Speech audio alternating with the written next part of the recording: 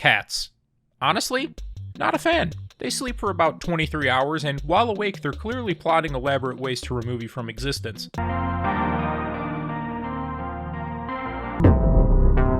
However, cats in video games?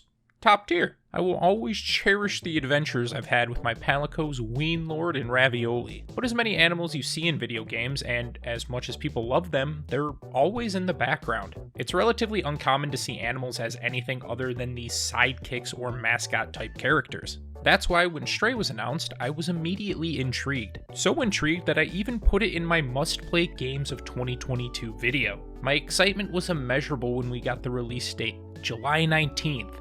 July 9. Fuck. The day Stray came out, I left to go on a trip and wouldn't be able to play until the following week. Once I returned from my drunken-induced stupor, I booted up Stray, and it was even better than I expected. In Stray, we play as a stray cat who's fallen into a walled city populated by robots, machines, and these gusher-looking bugs. That's insane!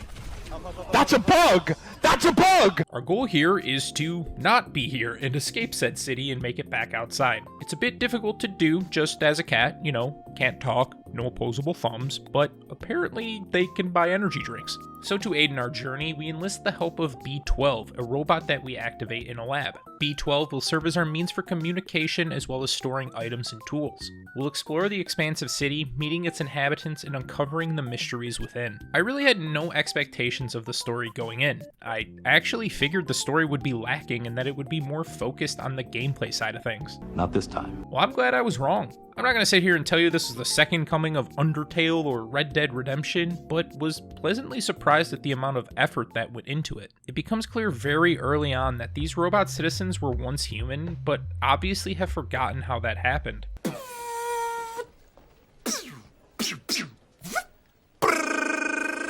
Through our exploration, we'll gather information and start to see B12 and the other robots remember events of their past and how their situation came to be. The writing is great. It's funny, serious, playful, and oftentimes really sad. I found myself actually giving a shit about these robots and wishing for their success. Now, while the story was good, it doesn't play as big of a role as the actual gameplay. My first impression of Stray was that it was going to be an explorative game with puzzles that needed to be solved throughout. That's Yeah, pretty much exactly what it is. We're a normal cat, so you can expect us to do things a normal cat is capable of. Walk around, occasionally run, jump, climb, fit through small spaces. You know, cat things. Dude, what are you doing? That's so fucked up! These maneuvers will be all used in what I've categorized as the 4 gaming sections: platforming, puzzles, stealth, and chase.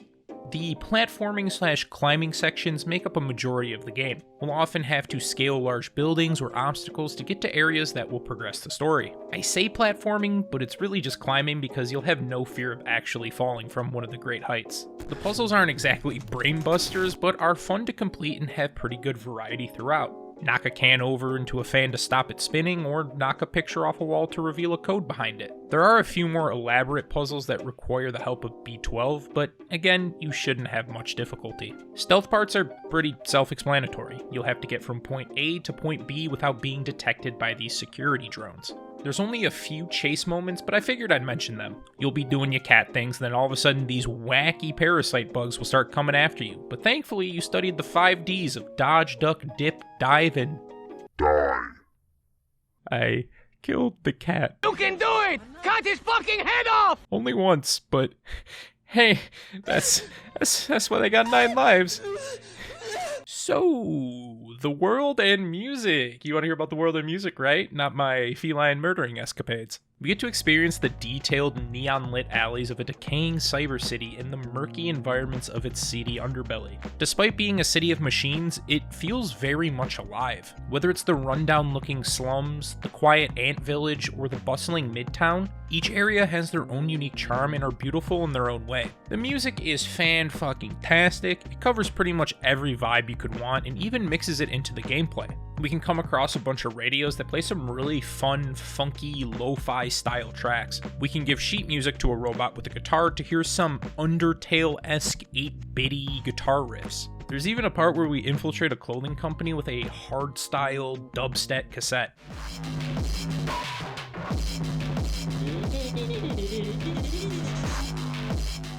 I highly recommend listening to the OST even if you don't play the game, and I'm sure most of the music in this video will be from Stray itself. But the thing that Stray does best isn't any of these things, and you probably wouldn't think it's that important either, but it's what truly makes this game stand out. Details. And not like major, but the little ones. Details that you probably wouldn't think would be included, but when you see them you're like, huh.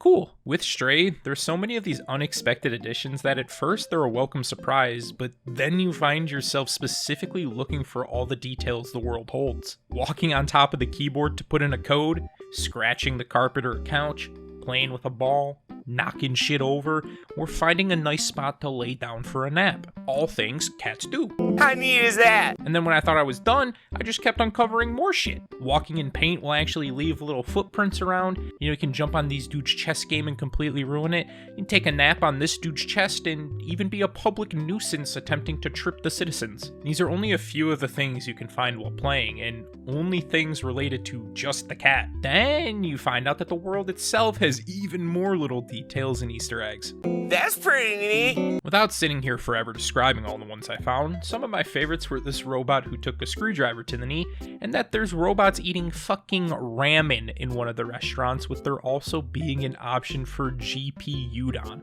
Ramen, GP udon? That's hilarious.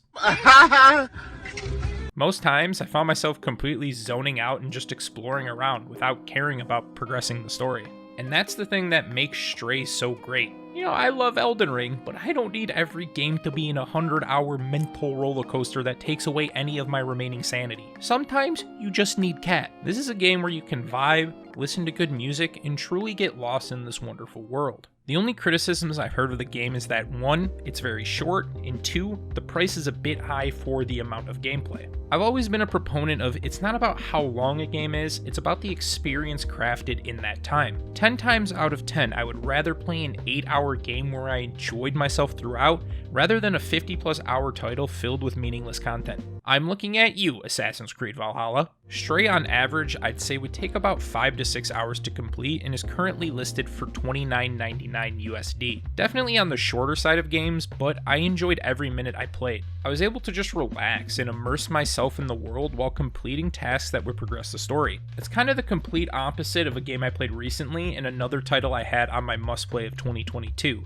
Trek to Yomi. It's a super unique title with a similar playtime of 4 to 5 hours. However, with that game, even with it being so short, the gameplay became repetitive quickly and I find myself just wanting it to end. I felt none of that with Stray and would gladly pay the $30 again. The last thing I'll talk about is Stray as a Game of the Year candidate. I'm not sure if I would pick it myself, but definitely feel it deserves some form of nomination. I'm not fully aware if Stray is considered indie since it was published under Annapurna, but you don't usually see indie titles nominated for Game of the Year. Not saying they can't be, but if it's considered indie, I'd say it definitely has a chance for Indie Game of the Year as well as art direction or even music. Stray as a game is everything I wanted and more. A fun and relaxing title with a surprisingly good story where I could immerse myself and take it as fast or slow as I want. If you've had a chance to play Stray, what did you think? Make sure to let me know in the comments. 3 games on my must-play of 2022 have already come out, with Stalker and Hellblade being the only ones left to release, and right now, Stray is in the #1 spot. If you enjoyed this, make sure to drop a like,